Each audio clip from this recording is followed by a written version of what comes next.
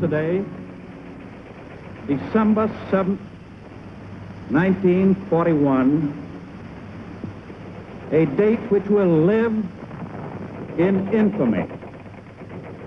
The United States of America was suddenly and deliberately attacked by naval and air forces of the Empire of Japan. I ask that the Congress declare that since the unprovoked and dastardly attack, a state of war has existed between the United States and the Japanese Empire. War with Japan led many people to question the loyalty of Japanese Americans, although no evidence, let alone proof of disloyalty, has ever been offered. The military wanted to evacuate all Japanese Americans from the Pacific coast for security reasons, and they found support among powerful West Coast politicians pandering to public hysteria. The president ignored advice that evacuating citizens could be unconstitutional, and on February 19, 1942, he authorized the army to evacuate all Americans of Japanese ancestry from the western portions of the Pacific states. Only a few weeks later, the evacuation began. Houses, household goods, business premises, and stocks all had to be sold or put into safekeeping. Fortunes large and small were lost, never to be fully recovered.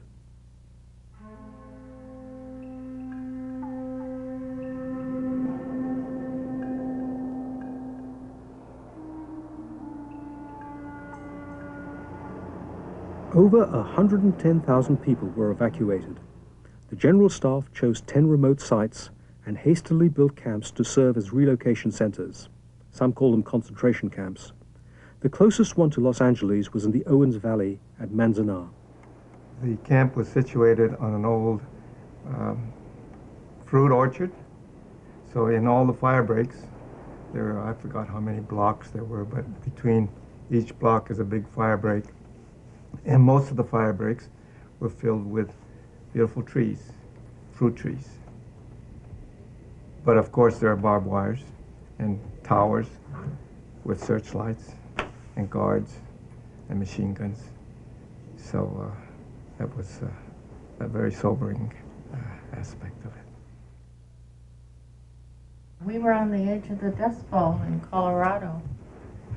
And when we got off the train, you couldn't see a foot in front of you. And my son was just 5 or 6 months old, and I covered him totally with a baby blanket so he wouldn't have to breathe in all that dust.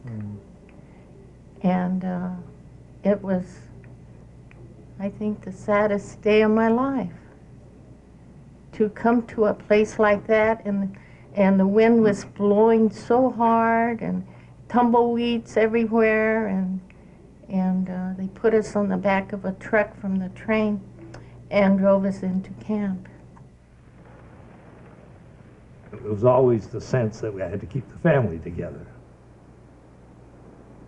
We all lived in, at the beginning, in one large room, my whole family, which consisted of my mother and my sister, my brother, and my sister's girlfriend, and my wife and I. Going to the mess hall, we were lined up, and we used to get a lot of bread pudding. I just hated that. And I used to get a lump in my throat every time we ate, because that's not the type of food I was used to. I couldn't sleep for about 5 days. I lost about 10 pounds. I was skinny anyway, but that time was really skinny. I was about 120 pounds, but I became 110 pounds because I was, I couldn't sleep. Yeah, the whole time. Then after that, I get sick all the time. I was 15-year-old when I entered the camps. And for the first several months, it was again like going to a summer camp, at least on one level. We didn't have to go to school. We didn't have to study. We organized our own little leagues, and so we played baseball, football, basketball. And so for the first several months, it was almost like a vacation, except obviously there were barbed wire fences. We couldn't go out. We missed a lot of the things that we thought were a normal part of the American culture, like eating hamburgers, going to ball games and things like that, although we were playing now, but still it was within very restricted quarters. Eventually, the camps had hospitals, schools, and night schools, and provided employment. They were largely self-governing and developed many of the organizations, clubs, and facilities of any small American town. As time passed, it became possible to leave the camps if you joined the army or if you had somewhere to go in the eastern United States. But however successful the inmates were in dealing with the situation, the stark fact of imprisonment remained. You just don't know how precious that word freedom, what it's all about, till you have lost it. And you have to order from Sears catalog, and everyone has to share the latrines and the washrooms and all. You just don't know. Inevitably, people died here during the 3.5 years of relocation, although there were very few deaths as a result of violence. Running through the whole experience was a need to make sense of what had happened. We could see the highway that ran past Manzanar. And I remember at times standing at the fence, the front end of the camp, and watching every now and then some solitary car driving by. All of the faces were white. And so I think for us it was clear that the reason we were there was a consequence of who and what we were. And I think that was what was confusing for us later as we started growing up and understanding more clearly, and I think as older adults, what the experience was all about. How does one deal with the fact that your own government puts you in a camp? Yeah, well, I guess there's so many ways. One, of course, is to rationalize that maybe the government made a mistake, which was pretty common. We were Americans, and the Constitution, we thought, would protect us. And the Constitution didn't work. And why didn't it work?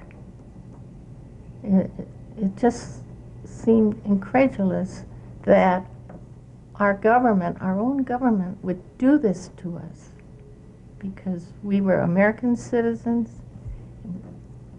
We didn't think of ourselves as being Japanese. And so why was it that we were put into camps with barbed wires and they said, we're protecting you. The guns were pointed at And they had these guard towers and the guns were pointed at us. For me, it was a very complex kind of a thing because I think all the years before the war, I worked so hard at being an American, perhaps to the degree that I was almost anti-Japanese. And when this happened, it was so hard to believe that someone was now identifying me with the enemies. And as a consequence, as you went into camp, you found that this was a kind of a pendulum thing where you were at one point very, very American. Now the pendulum swung around and you found yourself sympathetic with the other side. And then along the way someplace, I think it began to even itself out and you began to find a realistic viewpoint of the whole thing. We have, I guess this is an old Japanese saying, but it's called shikata ga nai, things that you have no control over, don't worry about them. And it's something that I feel brought us through the whole thing without losing our perspective.